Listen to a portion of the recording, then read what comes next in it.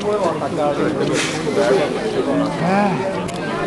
No, ma devo fare una presentazione. Dai.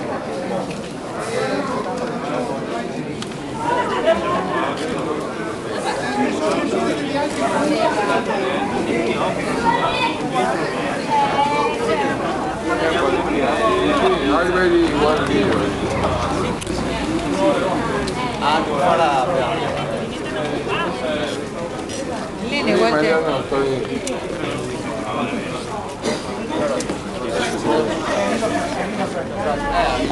Ojo, ojo, ojo.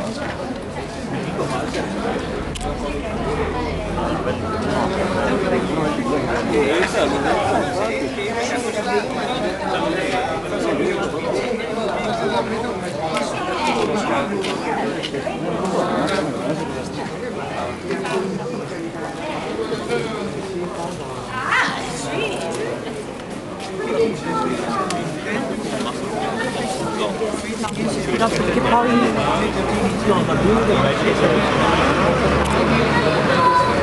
questo e anche l'altro devono comunque liberare l'ambiente e sul palo. In cambio però vogliono fare tutti Amico,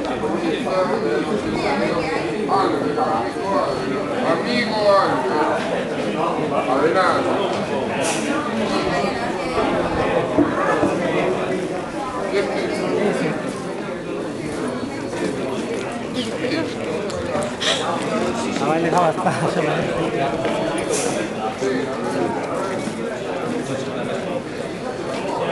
in cambio perché in teoria il palazzo gratuitamente questo, però non è tanto gratuitamente perché in realtà poi in cambio ottiene di costruire un palazzo in centro e si rivende privatamente il parchetto proprio questo qua. Quello qua dietro che siamo a posto. Ti conosciamo e il Corriere non c'è. Tanto amico. Scusa? Cosa? Allora fate un po' cerchio che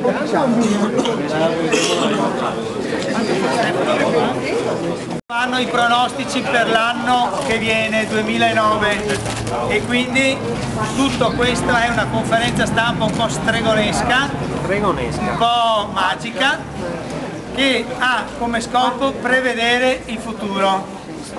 Abbiamo saputo per esempio che il Consiglio Comunale fra qualche giorno si riunirà in seduta straordinaria e prenderà una delibera straordinaria. La Befana, che Someia, ha detto che ce la dà in anteprima. Eccola qua. Si può fare, facciamo un attimo, solo per l'immagine, sì. con questa in mano che tira fuori, ecco, giusto così. E così che abbiamo anche la Befana. Vai Stefano, vai Befana, scusa. Sto sbagliando. Delibera Salva Parco POX. Il Consiglio Comunale di Venezia, considerate le numerose critiche al progetto di edificazione nell'area attualmente occupata dal parco di via San Pio X, espresse da cittadini, associazioni ed intellettuali. Considerato altresì che l'ipotesi di liberazione della torre civica dagli edifici presenti sul lato nord della torre medesima è largamente condivisa ed apprezzata in quanto si percepisce il rilevante valore simbolico di tale operazione, rimessa in luce della porta urbica e della sua funzione di accesso all'area del Castelnuovo. Si delibera 1. Che venga abbandonato il progetto di edificazione del parco di via San Pio X con revoca del cosiddetto Pinuea Torre Civica Celana. 2. Che venga ceduta alla società Guaraldo in cambio della cessione dell'immobile di Celana, cioè questo, e delle spese fin qui sostenute l'edificio di proprietà comunale sito nella vicina via San Rocco, ex sede Caribe, che è qui vicino. E questa è la delibera che tutti stiamo aspettando. Quindi... Allora continua l'aiutante della Befana, Roberta, aiutante della Befana, che legge è il pronostico in veneziano. Allora, il pronostico del dottore De Maestre. Consultando il firmamento della torre della città, cui previsto in un momento sta la nuova migliorata. dopo i traumi e le paure della guerra georgiana, delle lotte e le sventure della gente tibetana. Gran moria di alpinisti, montagnone e le squasse, odissei dei turisti, sbarchi in mar di tante rasse. Fuoco e fiamme in autostrada, paritir che se ribalta, l'esercito per strada con le mitraglie a guardia alta. Col favor de Marte e Giove e Saturno e stella polar, con armonia tra sole e piove, che fa proprio ben sperare. Lo conferma i cartomanti, sarà pieno dei giovamenti, l'anno nuovo che mi è avanti, starà sitti e scontenti. Niente alberi tagiai, né giardini cementai, torre senza più celana, sole a scara ghigliottina. Sarà manco i capannoni, che ne soffega la terra, sarà frutti bei e buoni a partire da primavera.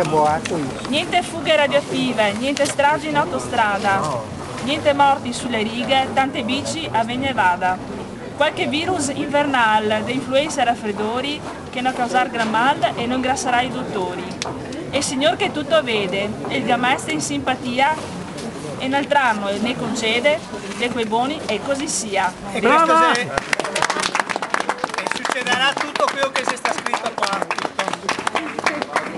Ricordo è la frase più importante: niente alberi tagiai, né giardini incementai, torre senza più celana, zoe a scaia ghigliottina, perché abbiamo paura che bravo! ne haga una tagliata sulla testa. C'è qualche speranza? Auguri al comune di Venezia, adesso in italiano questi, questo già era in veneziano. Cosa augurarci per il nuovo anno? Ci auguriamo un comune che ascolti di più i cittadini e meno i cortigiani, gli architetti e gli affaristi vari. Un comune che consulta la popolazione sui progetti da realizzare e poi dà peso alle opinioni espresse. Il contrario di quanto è successo per esempio col ponte di Calatrava, con i ferri vecchi di Piazza Sicilia, con la scala ghigliottina appiccicata alla Torre di Mestre, proprio nel momento che si dice che si vuole liberare la Torre di Mestre. Il contrario anche di quello che sta succedendo col People Mover, la giostra aerea che rovescerà un'altra marea di turisti dal tronchetto all'imbuto di Piazzale Roma, e di come è stato scelto di fare quell'ingombrante tram invece di semplicissime filovie.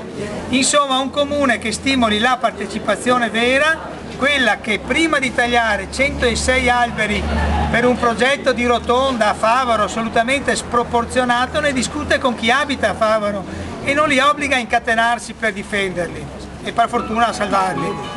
E per liberare la torre non sacrifica il parco di via Pio X, amatissimo da migliaia di residenti che hanno sottoscritto un appello al sindaco che ad oggi ne ha autorizzato la cancellazione in cambio di un condominio di lusso. Insomma, ci auspichiamo, speriamo, un comune un po' più democratico.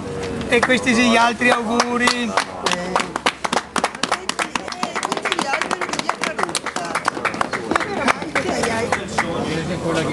Che nada da tagliare ancora. Vicino a casa mia, è che gli alberi. Allora, dove c'è la Befana?